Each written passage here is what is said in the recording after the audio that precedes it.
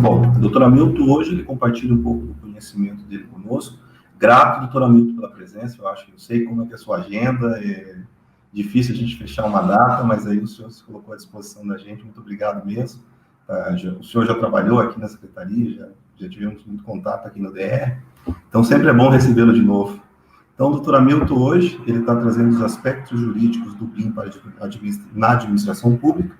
Então, para quem não conhece o doutor Hamilton ele é procurador do Estado do Paraná, advogado, engenheiro civil, formado pelo UFPR, licenciado em matemática, foi professor por 25 anos de cálculo diferencial integral, é especialista em direito constitucional pela Unibrasil, especialista em construção de obras públicas pelo UFPR, especialista em ética e educação, especialista em direito público, teve atuação na administração pública, em cargos do Poder Executivo, como secretário municipal de obras, secretário municipal da educação, secretário executivo do Conselho de Desenvolvimento do Litoral Paranaense, coordenador do Plano Estadual de Gerenciamento Costeiro do Paraná, superintendente da Secretaria de Estado de Meio Ambiente, chefe regional do Instituto Ambiental do Paraná. No Poder Legislativo, já foi vereador, presidente da Câmara Municipal e vice-presidente da União de Vereadores do Brasil, Regional Sul. Atuou como advogado e foi assessor jurídico de planos diretores de desenvolvimento integrado. Trabalhou como procurador-chefe do Núcleo Jurídico de Administração junto à Secretaria de Estado de Infraestrutura e Logística e a Paraná Edificações. Bom, doutor Hamilton, a palavra está com o senhor aí. Muito obrigado novamente pela participação e uma boa palestra. Obrigado a todos, muito obrigado, Anderson, pela gentileza das palavras aí. Em primeiro lugar, queria parabenizar por esse evento aí sensacional mesmo que o DR está fazendo. Parabéns, maravilhoso, isso é muito bom. Agradeço muito pela cortesia, por esse convite que vocês me fazem aí para eu apresentar um pouco sobre, lógico, alguns aspectos do BIM, né? E que vão influenciar nas licitações e nos contratos de obras públicas, né? E lógico, não vou falar sobre todos os aspectos, porque teríamos aqui que falar sobre licitações e contratos de obras públicas, né? Mas, como eu vejo o BIM como uma excelente solução para obras públicas, porque, queiramos ou não queiramos, do modo que nós temos feito, em que pese todos os sucessos que, felizmente, ocorrem sempre, falar isso do DR é algo que é natural mesmo, que o DR tem sido uma autarquia de sucesso, principalmente nos últimos períodos aí, mas o fato é que nós podemos fazer melhor, né? Nós podemos fazer melhor e o BIM nos dá essa condição. Lógico que se nós queremos um resultado melhor, disse aí essa frase do Einstein, que eu acho interessante, né? Nós temos que não podemos fazer as coisas exatamente igual, né? Temos que fazer diferente. E eu vejo que o BIM oferece algo diferente. Então, eu vou, assim, só dar uma geral, e logicamente que eu vou aqui tirar um pouco mais do tempo de vocês para conversar um pouco sobre a influência, inclusive, dos regimes de empreitada, né, que são tão importantes quando a gente trata de licitações, obras públicas, e quando a gente fala em BIM, aí a coisa fica mais importante ainda, a gente saber onde que o BIM se adequa mais, qual é o regime de empreitada que mais se encaixa, ou os regimes que mais se encaixam ao BIM. Lembrar que o BIM é uma realidade, né, gente? O BIM é uma realidade. Está aí o decreto federal, já um decreto federal 10.306, que estabelece a utilização do BIM em obras civis de engenharia realizadas pelos órgãos e pelas entidades da administração pública federal. Então, em primeiro lugar, tem que saber que o decreto trata da administração pública federal. Então, a princípio, são lá três órgãos e entidades da administração pública federal. É lá o Ministério da Defesa, a SAC, né? Da Aviação Civil, né? Secretaria da Aviação Civil, e o DENIT, né? São esses órgãos aí, né? Então, lembrar que, então, ele será, então, implantado na União, estou falando sempre, por enquanto, na União, né, gente? De forma gradual, nesses órgãos que eu falei, tá? De forma gradual, que é a maneira mais correta de se implantar, eu não tenho dúvida nenhuma. que defendo isso lá num artigo que eu escrevi sobre BIM em 2014, acho. Olha, gente, o BIM é um espetáculo, né? É uma grande oportunidade que nós temos de dar grandes melhorias aqui para as obras brasileiras, mas ele deve ser implantado de forma gradual, porque o BIM, eu vou falar para vocês algo que vocês, logicamente, podem falar muito melhor do que eu. O BIM é um processo, é um aculturamento, né? É, para alguns, uma filosofia, uma nova filosofia projetual, por exemplo, né? Então, ele deve ser realmente implantado de forma gradual. Quanto a isso, não tem dúvida, e essa é a linha que tem tomado a União, e também o Estado do Paraná tem tomado essa linha também. Essa ideia eu acompanhei desde o começo, lá em 2013, a primeira reunião sobre o BIM, eu estive presente, por coincidência, junto com Santa Catarina, lá, com o pessoal de Santa Catarina, especialmente o Rafael Fernandes de Santa Catarina, onde nós começamos a conhecer um pouco as possibilidades do BIM na administração pública. Então, esse decreto tem algo assim que eu vejo importante para o DR também, para o Estado do Paraná. Quando a gente diz que é só para a União, cuidado para não passar desapercebido esse parágrafo da norma aí, desse decreto 10.306, tá? Os instrumentos de repasse firmados entre órgãos e entidades da administração pública federal, vinculados às ações de disseminação do BIM e órgãos ou entidades de quaisquer esferas de governo, então, consórcio público, tal, isso interessa, deverão condicionar a transferência de recursos financeiros do oriundo do orçamento fiscal da Seguridade Social da União à execução direta ou indireta de obras e serviços de engenharia por meio da aplicação do BIM. Significa o quê? Ao nós, Estado do Paraná, e suas autarquias, quando nós fizermos convênios com a União, tá? Esses convênios, só haverá repasse da União para o Estado do Paraná e suas entidades, se ficar garantido que nossas obras de engenharia tenham aplicação do BIM. E, pelo que temos visto, tá, nós temos verificado alguns, realmente, convênios envolvendo DENIT, por exemplo, e DR, né, junto aí com o Itaipu, né, teríamos que estudar até que ponto seríamos obrigados ou não nesses aspectos, se fosse já em 2021, porque é quando é o start que vai dar o decreto, tá? Nós deveríamos já não usar o BIM. Se bem que aquele repasse lá não é repasse da União, é da Itaipu. Tá? Mas, havendo repasse da União, nós, por exemplo, para alguma obra rodoviária, tá? O DR tem que estar preparado para a aplicação do BIM em 2021, nós vamos ver nos projetos. Só para lembrar a vocês, os que já viram o decreto, os que não viram, acho que vale a pena a gente perceber, a União dividiu em fases de implementação. Em 3 fases, 2021, 2024 e 2028. Tá? Por que eu estou dizendo isso? Porque se nós fizermos decreto com a União, essas fases são importantes para nós. Tá? 2021, tá? Em relação ao ciclo de vida, eu separei isso no decreto para ficar mais didático, talvez, para nós compreendermos. Em relação ao ciclo de vida, em 2021 nós teremos que ter até o final de 2023, então até 31 de dezembro de 2023, todos os nossos projetos em BIM, quando nós, eu digo, nesse caso hoje o DR, tivermos convênio em que haja repasse da União para nós.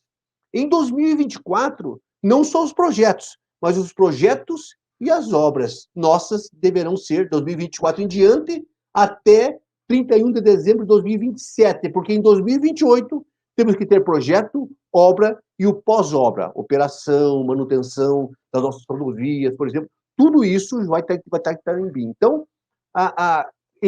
na nossa relação, em convênios com a União, já existe esses degraus a nós ter que galgarmos, certo?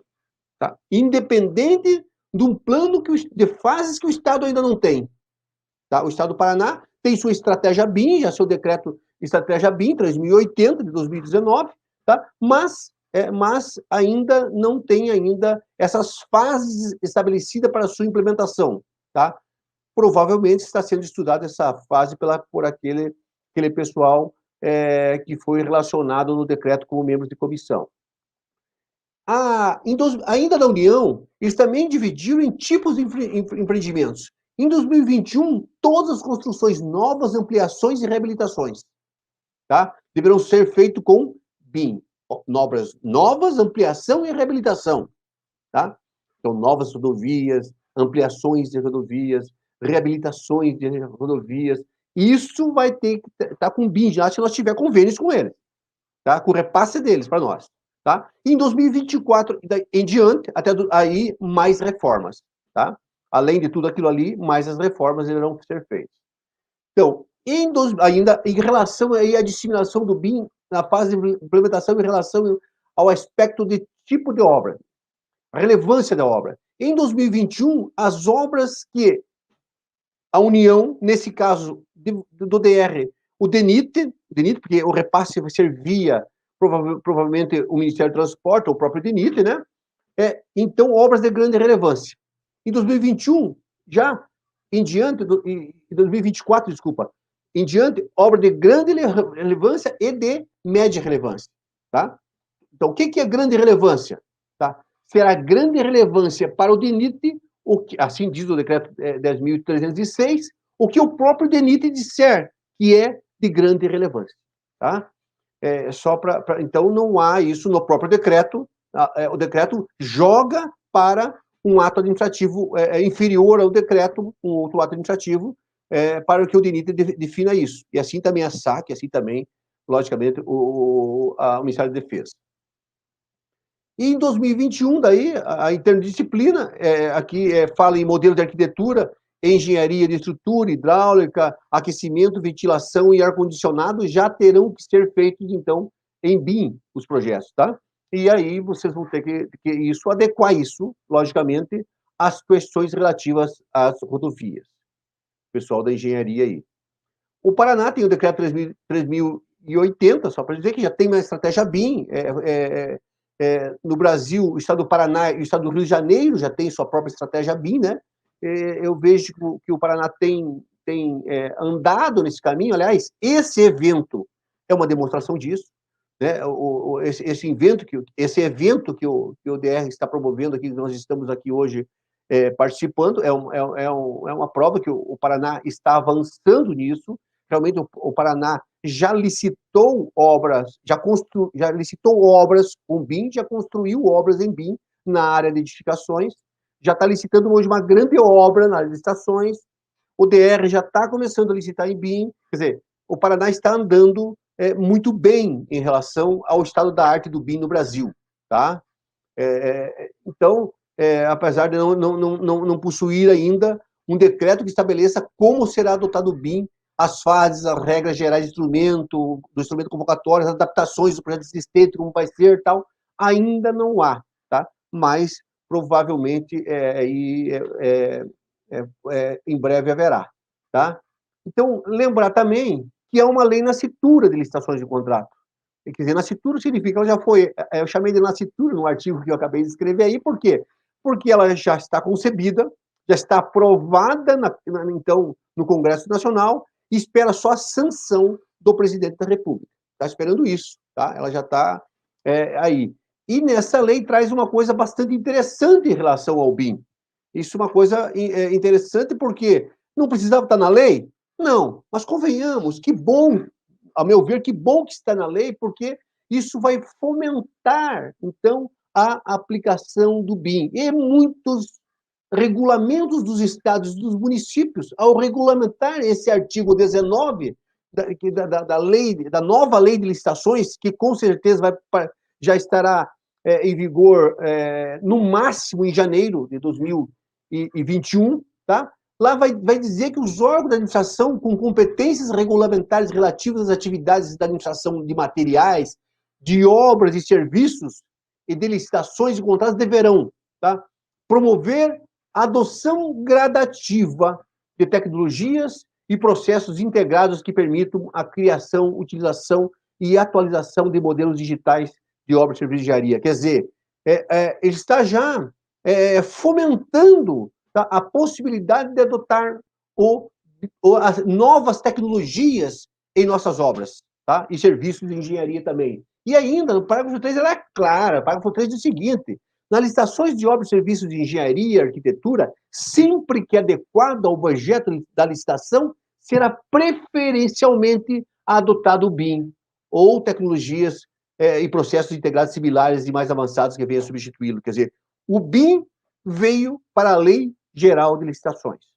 E a Lei Geral de Licitações vai dizer e diz, já nesse projeto de lei que acaba de ser aprovado agora há 3 ou 4 dias atrás, ele diz o que os outros entes, portanto, os estados e os municípios, tá? E o Distrito Federal, deverão regulamentar a lei, tá? E com certeza nós, o Estado do Paraná, iremos, lógico, a partir de um debate com a consultoria jurídica do Estado, a Procuradoria-Geral do Estado e os órgãos que executam obras, como o DR, como a Pará Edificações, como a Secretaria de Desenvolvimento Urbano, Fundepar, entre outros, tá? Para regulamentar, inclusive, o uso do BIM, tá? No Estado do Paraná. Tá? Então, só essa pequena introdução para dizer que essa realidade, em termos legais, está muito próxima da gente. Está muito próxima da gente. Então, eu quero só refletir alguns aspectos, porque a gente sempre pensa, né? Quem lida com licitação, e nós temos aí assistindo conosco a engenheira Janice, que é especialista em licitação, e quem do DR, quem lida com licitação, sempre reflete alguns aspectos a hora que vai fazer um termo de referência, a hora que vai fazer um edital de licitações. E tem alguns aspectos que eu quero destacar hoje que, além da reflexão que a gente faz normalmente, temos que ir um pouco além. Temos que refletir a respeito, então, desses aspectos quando eu utilizo o BIM. Porque o BIM, gente, nós sabemos, vocês viram isso, provavelmente, ainda hoje, o BIM não é apenas uma evolução, né? O BIM não é uma evolução como foi, por exemplo, da prancheta de madeira que eu usava lá, escrevi em papel sulfurizê, depois em papel vegetal, logo que eu me formei em engenharia, depois nos meus longos anos de trabalho construindo, não é mais aquela prancheta, a evolução daquela prancheta para a prancheta eletrônica. Do papel vegetal, sulfurizê vegetal, para o CAD, AutoCAD 2D, 3D. Não é uma evolução. O BIM é uma revolução. Como se diz aí, uma palavra que ainda não tem no dicionário brasileiro, mas com certeza logo, logo estará no dicionário brasileiro, é uma disrupção, né? É uma revolução, tá? Significa um outro modo de se pensar, um outro modo de se projetar, um outro modo de fazer gestão de uma obra, desde o planejamento até a sua pós-ocupação. Então, primeira coisa que inicio, então, com os critérios de aceitabilidade de preço. Tá? Aqueles critérios previstos já na Lei 8.666. Por exemplo, o menor preço, maior lance, melhor técnica e técnica de preço. O maior lance para nós não interessa. Agora, a hora que nós formos fazer um edital de licitação, nós temos que decidir. Estamos diante do BIM. Qual é o melhor critério que eu devo adotar? Fosse sem BIM, talvez eu adotasse o critério, vamos supor, menor preço. Será que sendo BIM não é melhor usar melhor técnica ou técnica e preço? Tá? Essa reflexão a gente tem que fazer. Tá? Não vou aqui querer ensinar para vocês o que é melhor técnica e preço. Tá? Mas só lembrar, tá? Que melhor técnica não implica ignorar o preço, tá? O melhor técnica você quer a melhor técnica, quando você faz pela melhor técnica, você quer a melhor técnica e o melhor preço. E quando a gente fala em BIM, nós estamos falando em tecnologia, né? Nós estamos falando em tecnologia. Até que ponto nós vamos levar em conta a tecnologia BIM para pontuar a melhor técnica, seja no critério melhor técnica ou no critério técnico e preço. Isso é fundamental.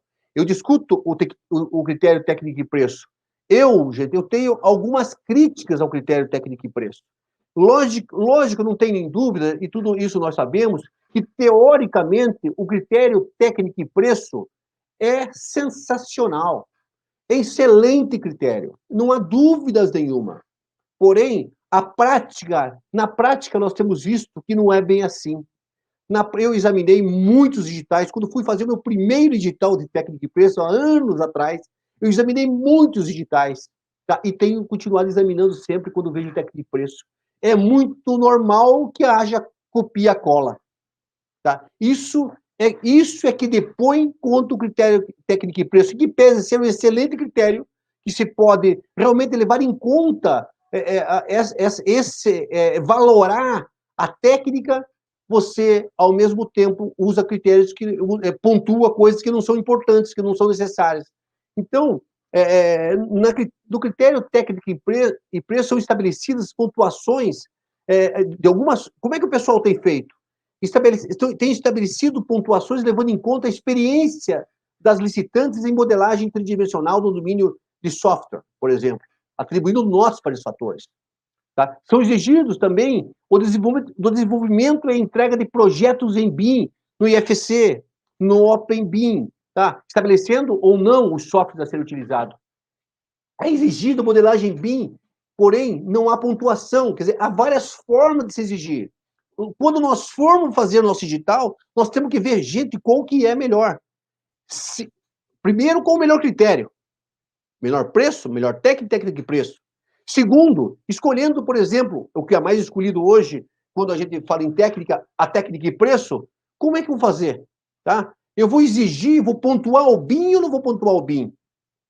Vou pontuar muito bastante. O que eu digo para vocês, tá? Com muito cuidado, gente. Porque o BIM nos empolga tanto, e eu sou um empolgadão com o BIM, não tem nem dúvida, quem me conhece sabe disso, tá?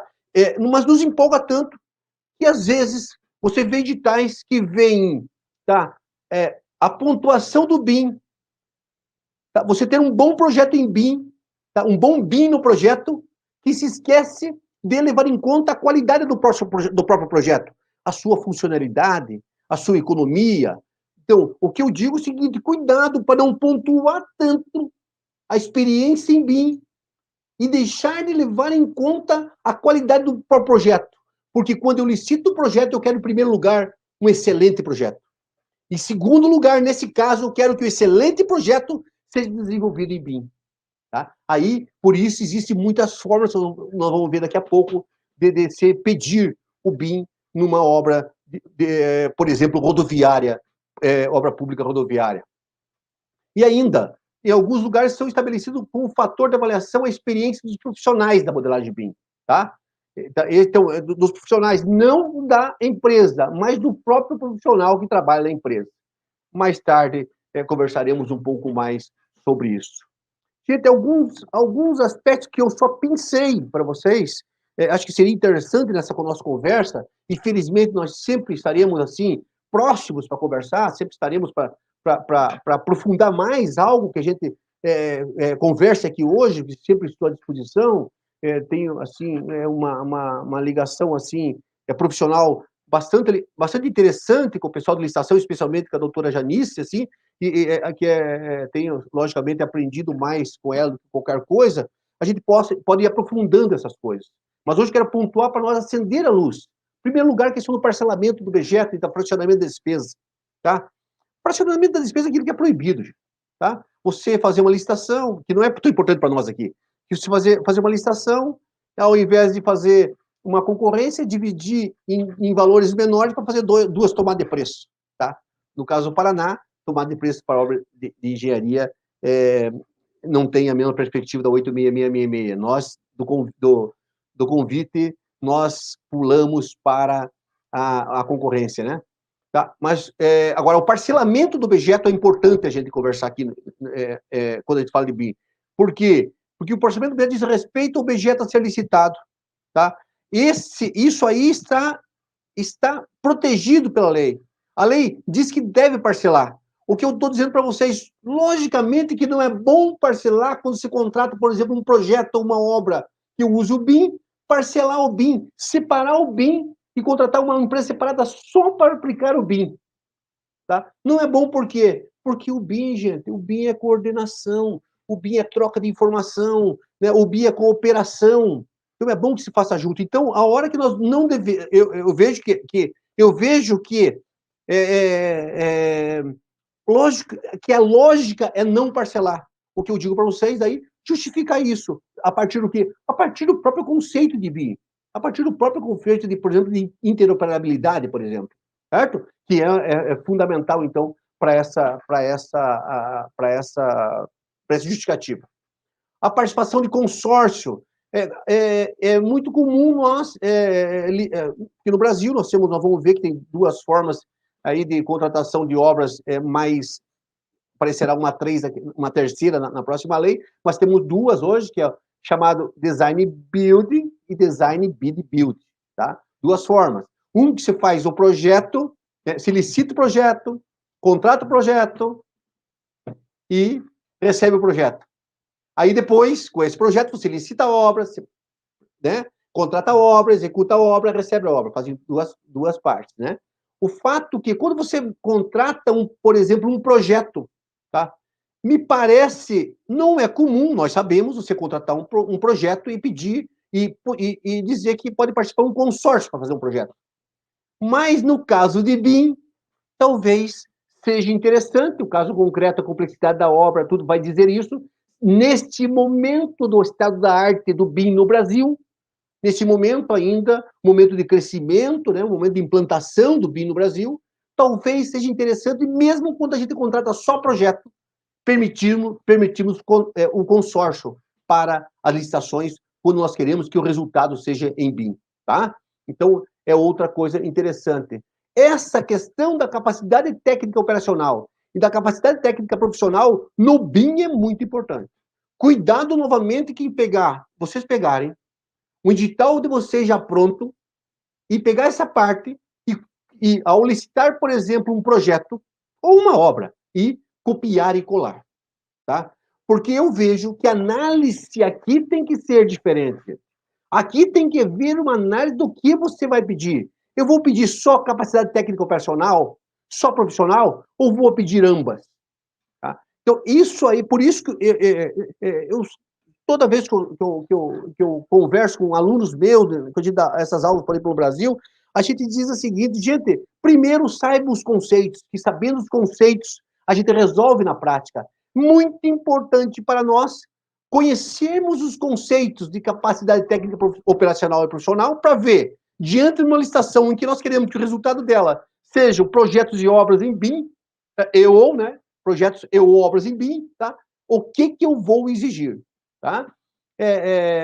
A capacidade técnica operacional, só para fazer, com todo assim, o respeito, desculpe, logicamente que peço àqueles que já estão bastante assim, conhecendo sobre isso, peço desculpa, mas às vezes tem gente que é da área de BIM e não está tão acostumado com as licitações. Então, vou dar um resumão bem rápido, gente, sobre esses dois tipos de capacidade.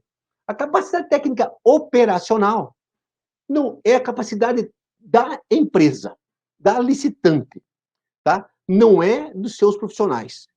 É o know-how da empresa, tá? Quando se exige capacidade profissional, isso quer dizer assim, essa empresa tem know-how, essa empresa tem logística, conhece a logística para realizar essa obra, por exemplo, tá? Então, quando eu falo capacidade técnica operacional, essa capacidade é absolutamente da empresa, que vai provar isso através de um atestado. Quem vai dar esse atestado? Quem vai dar esse atestado para essa empresa é alguém, uma pessoa para a qual ela já construiu. Alguém vai construir uma rodovia, tá? Numa licitação do DR, e precisa demonstrar sua capacidade técnica operacional. Ela vai lá em algum lugar que ela já construiu outra rodovia e vai pegar um atestado, né? Conforme o edital vai dizer as condições que tem que ter esse atestado, tá? E vai demonstrar, olha, tá aí, ó, eu construí para essa pessoa, ela testou que eu fiz isso muito bem feito. Tá? Isso é capacidade técnica operacional. Não é o CREA que dá isso, gente. Nem o CAL lá em indicações. Tá? Não é o Conselho Regional de Engenharia e Arquitetura que dá o atestado. Atestado, porque às vezes se confunde isso. Atestado, quem dá, de capacidade técnica, quem dá é aquela pessoa para o qual a empresa já executou uma obra semelhante a essa, tá? Que eu, DR, quero executar. Tá? Isso é capacidade técnica operacional, tá? Beleza? Tranquilo? Então, diferente da capacidade técnica profissional, tá? Só lembrar, se o CREA não dá, voltando aqui operacional, se o CREA não dá, não adianta pedir atestado no CREA.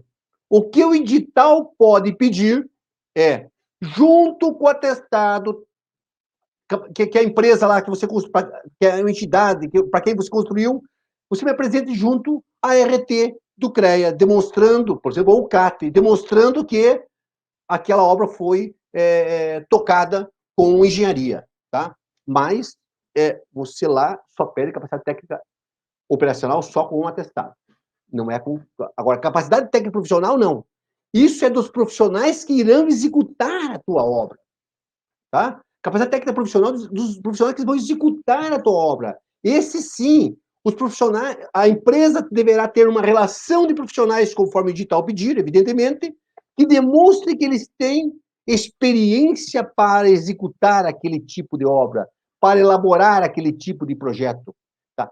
Quem emite isso é o CREA ou o CAL, no caso de rodovias, mais propriamente o CREA, né? Que são obras de engenharia, tá? Eles emitem, então, uma certidão de acervo técnico, CAT, chamado de CAT, tá? Então, isso prova experiência através, então, do CAT, tá? Só dei esse resumo aí para a gente chegar aonde eu quero falar. Então, as exigências de capacidade técnica operacional e capacidade técnica profissional, elas têm sido feitas de diversas formas, gente. Nos digitais de licitação que a gente fez uma pesquisa aí pelos digitais do Brasil, certo? Mas diversas formas, assim, de licitação em que o produto a ser entregue deva ser pela metodologia BIM, tá? Então, algumas formas que nós vimos aqui, por exemplo, a exigência de capacidade técnica operacional e profissional. É uma das maneiras. Eu exijo as duas, tá? Eu acho, por aquele momento, tá? Eu vi alguns exigindo as duas, tá? Agora, não tenho como saber que reflexão que eles fizeram para chegar a exigir as duas. Alguns exigem só capacidade técnica profissional, tá? O que eu digo? O que eu vejo, tá? Nós temos que analisar no estado da arte que o Brasil está. Será que seria, por exemplo, eu licitar um projeto de uma rodovia, eu quero resultado em BIM.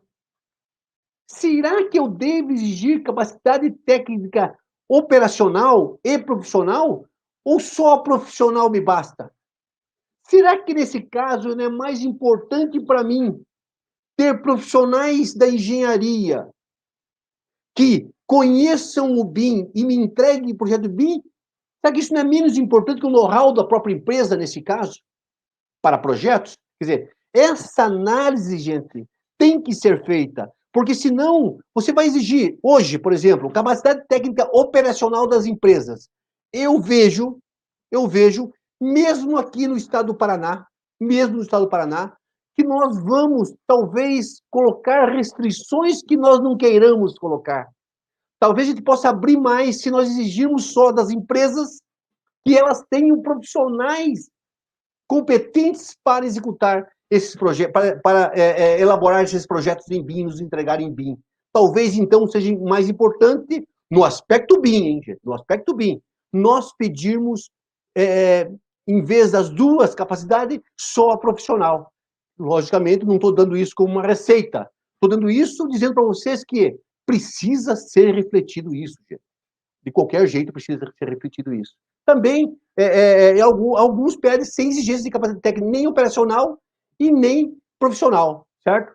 Mas, no edital, possibilita subcontratação pela metodologia BIM. A nova lei vai permitir que o edital exija que a subcontratada, a nova lei de licitações, essa nascitura, tá? Apresente, então, ela a capacidade, tá? Mas, no momento da execução do contrato. Então, a questão da indicação de marcas, que é sempre bem discutida, dizer que a legislação, gente, não impede, de forma absoluta, a indicação de exclusão de marca, gente, tá? Há uma fala geral de que não pode nunca exigir marca. Lógico que pode, sabe? Exigir marca, amostra de produtos, indicação de características definidoras da qualidade do produto. O que a lei não permite é que se façam indicações sem as devidas justificativas. O TCU, por exemplo, o TCU já licitou projetos em BIM e exigiu, tá, que seja feito numa, não vou dizer aqui, determinada marca, tá? Uma determinada marca, tá? E justificou nos autos o porquê que para ele seria interessante naquela determinada marca. Quer dizer, isso tem que ser também sempre refletido, tá? Cada vez, logicamente, vai ser mais difícil exigir marca de software, por exemplo, tendo em vista a questão, então, do Open BIM, tá? Que, aliás, está dentro da estratégia BIM do Estado do Paraná e da estratégia BIM também nacional, tá? Está dentro dessas duas estratégias. E cheguei no regime de empreitada, gente, que isso é fundamental para nós, eu vejo e me parece que vai casar com tudo que nós estamos falando, tá? Nós temos no Brasil, na Lei 866, tínhamos 4 regimes de empreitada.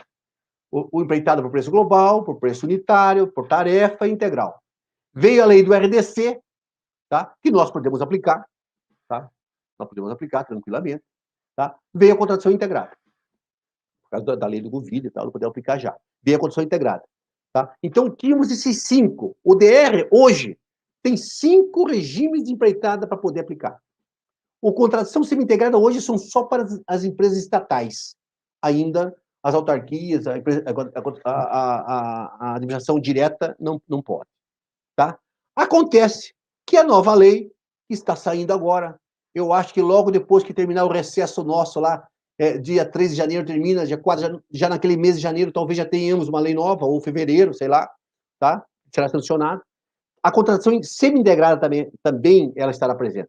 Então, nós teremos, já para a obra e vigiaria, já essas 6 aí.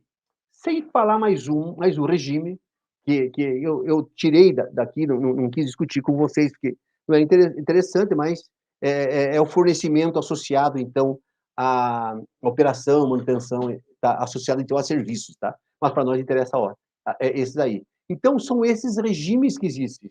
Empreitada global, todos nós conhecemos, aquela que você tem. Vou só, pelo amor de Deus, que eu vou ensinar isso para vocês, mas só para resumir, o que eu tenho empreitada global? Eu tenho um projeto básico, né?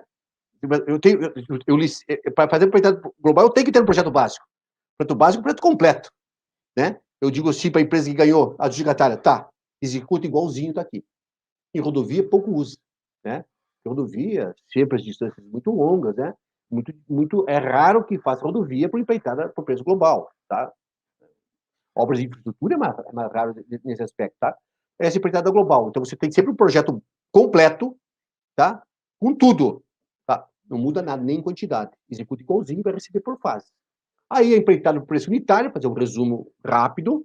Você tem também um projeto completo, executa tudo igualzinho. Porém, os quantitativos podem alterar, por exemplo, tá? Por quê? Porque você não consegue, por melhor que seja o seu projeto, por mais perfeito, por mais experiente que sejam os engenheiros e engenheiras que fizeram aquele projeto, ele vai ter algumas situações que você vai ter que medir só na hora e pagar exatamente aquilo que foi feito.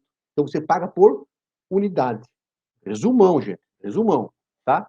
Tarefa não vou nem comentar aqui, vocês não vão usar por tarefa, ninguém quase usa mais, até pensei que ia sair da lei nova. A empreitada integral é aquela que você tem um projeto completo, diz, executa igualzinho, igual global. Só que faz mais alguma coisa, me dê funcionando, me instala, me faça, me capacite os servidores para trabalhar com isso. Tá? Vai um pouco além da global, da empreitada global. Para eu chegar, então, na contratação integrada. Então, todas as outras que eu falei para vocês, tá? Você parte de um projeto completo, projeto básico, tá? E diz para a empresa executar a obra. Nesta, não. Nessa, você não parte de um projeto, se parte de um anteprojeto, né? Tá? Parte do anteprojeto e diz para a empresa, olha, agora você me faça o projeto básico, me apresenta, depois faça o executivo, executa a obra e me dê funcionando. Então, você parte do anteprojeto, tá? Para o BIM, esse conceito vai ser interessante. É o único regime, gente, é o único regime do qual você parte de um anteprojeto. É o único, tá? Porque mesmo a empreitada semi-integrada, você parte de um projeto básico completo e diz assim, ó, execute, só que você não precisa executar igualzinho. Você pode mudar tais aspectos, tal, tal, tal, tal, e durante a elaboração do projeto executivo, que cabe sempre à empresa executora da obra, ela pode alterar daí alguns aspectos do projeto que o edital permitir, tá? Então, esses regimes são muito importantes, por quê? Porque a partir dele nós temos que saber quais que são mais interessantes para o BIM, tá? Então, a condição integrada é que na Europa e nos Estados Unidos, eles chamam de design build, muito parecido com a condição integrada, tá?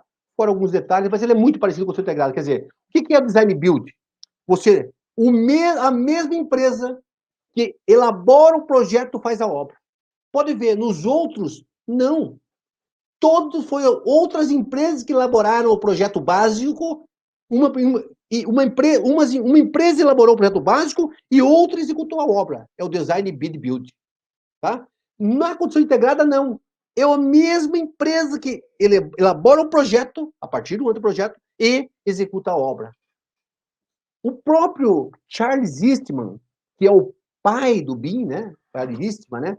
Acho que não tem como você começar a ler BIM sem ler o manual do BIM dele e de outros três. Aliás, faleceu agora, dia 12 de novembro, o Charles Eastman, né? Eu lembro a data, porque foi no dia que eu fiz 36 anos de formado em engenharia civil. Saudade da minha Universidade Federal do Paraná, tá? Ele faleceu agora, mas ele mesmo, o Charles Eastman, tá? Chamado de Chuck, né? Ou Big Chuck, pelos amigos, ele dizia, a que melhor se adequa ao BIM é o design build. Por quê?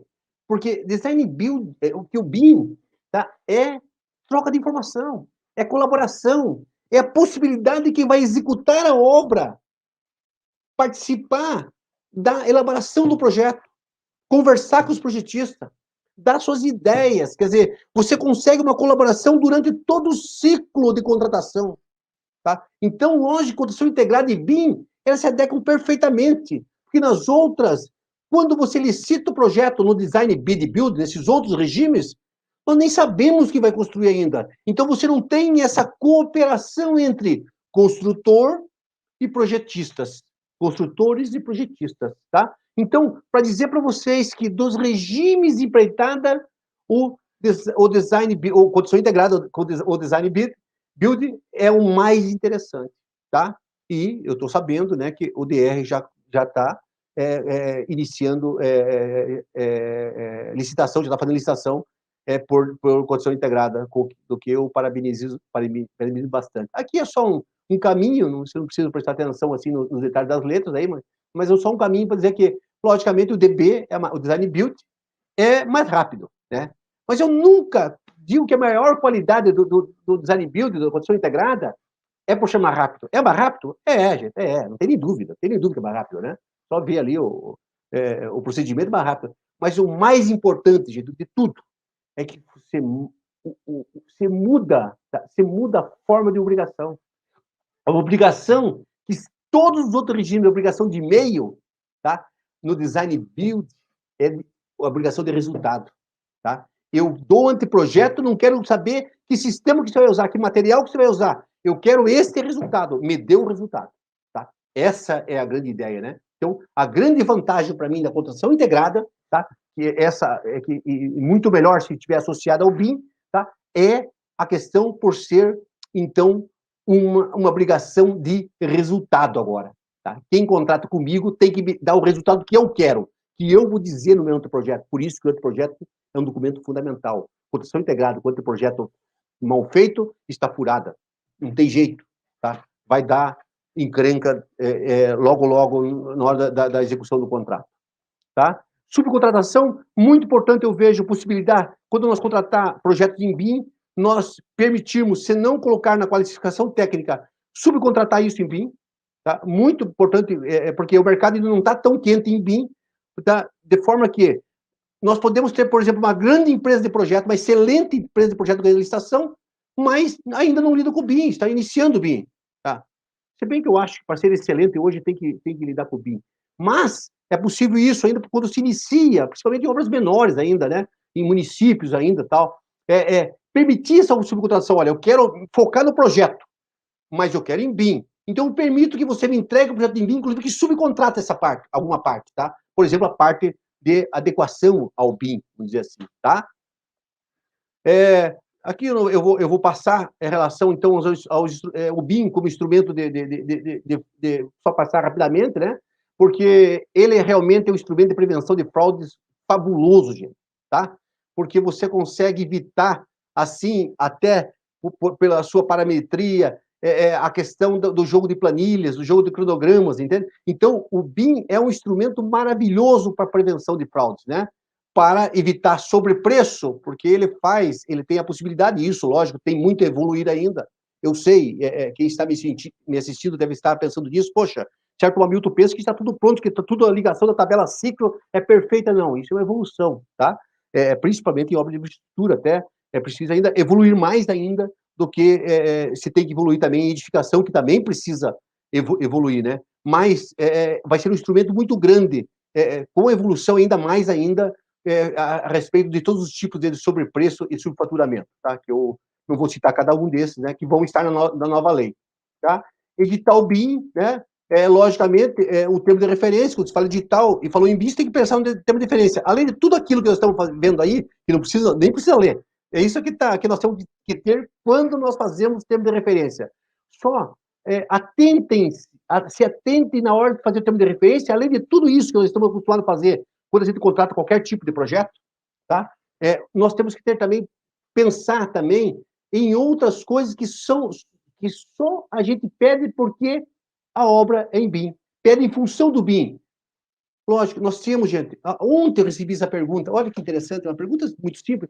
Professor, eu tenho que justificar que vou adotar o BIM? O que eu disse? Justifique, gente. O BIM é verde ainda. Tá? Não, lógico, nós sabemos da década de 70 que ele vem lá. Mas a implantação dele em obras públicas é novíssimo ainda no Brasil. Justifique. A partir do quê? A partir do conceito de BIM. A partir de suas vantagens do BIM. Tá? Eu acabei agora de publicar um livro chamado BIM para Obras Públicas. Tá? Ele saiu aí por uma editora bastante pequena e eles pensaram que não ia ter saída. Então, só colocaram assim para testar 2 centenas de unidades e acabou na hora do lançamento, certo? Mas vou, logicamente, fazer novo lançamento aí. Mas nesse ali eu trato com as vantagens do BIM, tá? As vantagens do BIM, gente, são muito importantes para justificar o uso do BIM, tá? Então, me parece que o termo de referência tem que fazer essa justificativa, como tem que fazer outras justificativas lá, nós estamos acostumados, também essa, tá? Dizer quais são os usos pretendidos, as dimensões do BIM que você quer que seja entregue, tá? 3D, 4D, 5D, 6D, 7D. Hoje se fala em 10D, né? Tá? Construção industrializada e tal. E o Paraná é primeiro lugar em construção industrializada no Brasil, um dos melhores, mais premiados do mundo, né? Tá? Empresas paranaense e também outra empresa catarinense, bastante prestigiada, tá? O nível de maturidade do BIM que você quer, tá? Qual é o lote que você quer? O plano de execução, o que você quer que tenha no plano de execução, quem vai entregar o plano de execução é a contratada, evidentemente, tá?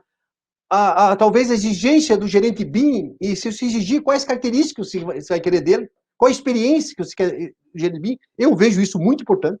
A possibilidade de exigir um BIM manager, eu acho fundamental. A definição de como serão acompanhados os projetos, quais são os entregáveis, ou palavra difícil, tá? E as diretrizes. Tá? Logicamente, vocês não tem que ter diretriz própria, eu coloquei ali, está aí, porque eu falei com o pessoal de edificação, o caderno BIM aqui da Paraná Edificações, né? A Santa Catarina também tem seu caderno BIM, mas, logicamente, vocês terão que ter diretrizes a seguir para vocês, aí para a questão de rodoviários, tá? Aí eu coloquei alguns exemplos, vou deixar para vocês aí, eu não quero me adiantar mais, porque a Janice foi um pouco prejudicada ali, eu quero recuperar esse tempo para ela, essa minha amiga, que é a maneira de me pedir, mas eu já falei basicamente para vocês como é que se pede, tá? Aqui é um edital BIM que a Paraná de Indicações fez para a cidade da polícia, obra de 36 mil metros quadrados, aí acho que basicamente é isso que eu queria, a princípio, transmitir para vocês aí, e fico à disposição, então, e espero que não tenha avançado muito no tempo da minha querida Janice.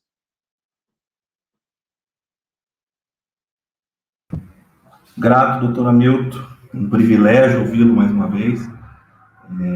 E aí, em nome do corpo técnico do DR, todos que estão me ouvindo, obrigado por, mais uma vez, seu de conhecimento, a todos os técnicos aqui presentes. Doutor Hamilton, eu tenho uma pergunta que chegou no chat, aí eu gostaria que o senhor nos auxiliasse a responder. O Moacir Guilherme da Silva, vamos entender, ele está falando que, considerando um projeto em BIM, envolve a participação de outros projetos correlatos, no caso de ações judiciais, como individualizar a responsabilidade? Acho que ele está falando entre o empreiteiro e o projetista, não sei se o senhor conseguiu. Nossa, Moacir, tua pergunta, Moacir, é um show, Moacir. Tá? Por que é um show? Porque isso aí não está bem definido. Não no Brasil, no mundo. No mundo, inclusive, poucas ações, inclusive judiciais, começaram agora a surgir. Por exemplo, acabou de surgir uma ação agora no Reino Unido, por exemplo, em que se discute, inclusive, viu, Moacir, uma ação em que uma das empresas não queria deixar a outra usar as informações. Tá?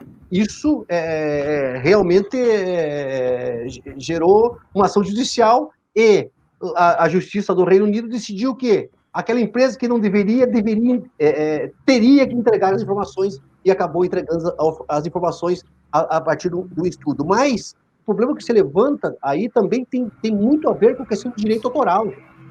Direito autoral no Brasil, em projetos de arquitetura e de engenharia, ainda é um problema. Tem duas correntes do direito autoral no Brasil em relação ao projeto de arquitetura e de engenharia.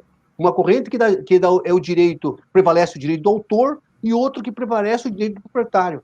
Você pesquisa, Moacir, na jurisprudência, você vê de tudo, tá? Jurisprudência optando pelo direito de preferência do autor, onde só ele pode mexer no projeto, só ele pode alterar o projeto para alterar a obra depois, tá? Esse é um. O segundo, direito do proprietário, que o proprietário pode mudar o projeto, porém, para mudar o projeto, ele tem que comunicar ao autor. O autor tem o direito de repudiar a alteração dele, tá? Eu digo para você isso, lógico que eu gostaria de trazer uma resposta pronta e feita, mas ela não existe ainda, tá? Não existe. Aliás, nessa minha palestra, para você ter uma ideia, tinha para ver que acho que nós estamos assim conectados, então, um dos assuntos que eu acabei tirando depois, porque era muito longo, e o espaço que eu tinha não era suficiente, era exatamente em relação às correntes de direito autoral. Eu vejo, Moacir, isso aí vai ser resolvido com um blockchain, tá? Com essa tecnologia que consegue daí discernir o direito de cada um, vai poder anotar o direito da informação, onde vai a informação de cada um, tá? Para lidar com isso. Mesmo assim, eu vejo que vai trazer problemas, porque as informações dadas por um vão ser alteradas por outro, tá? Não tem ainda a resposta, não é que eu não sei a resposta, quer dizer, eu não sei a resposta, mas eu não sei a resposta, você, porque ele ainda não há, tá? Eu estudei muito isso nos últimos 2 meses, você, em várias partes do mundo.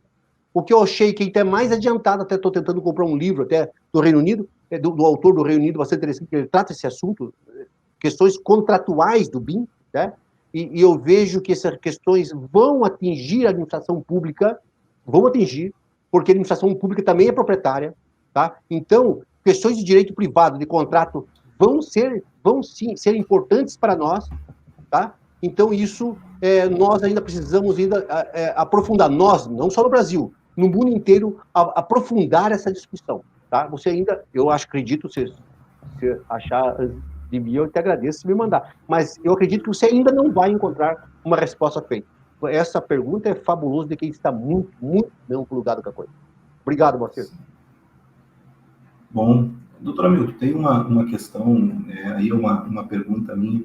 A nova lei de licitações, eu sei que é muito recente, a gente ficou sabendo há poucas semanas, ela traz o BIM como preferência para licitação em obras públicas. Eu não sei se o senhor pudesse comentar um pouco aí com essa dúvida. Eu acho que vai ter um período de transição, se não vai ter, porque eu sei que tem uma lei já nacional sobre a implementação do BIM, o senhor citou, temos a lei estadual, e agora a nova lei de licitações traz também o BIM. Aí não sei se o senhor puder comentar.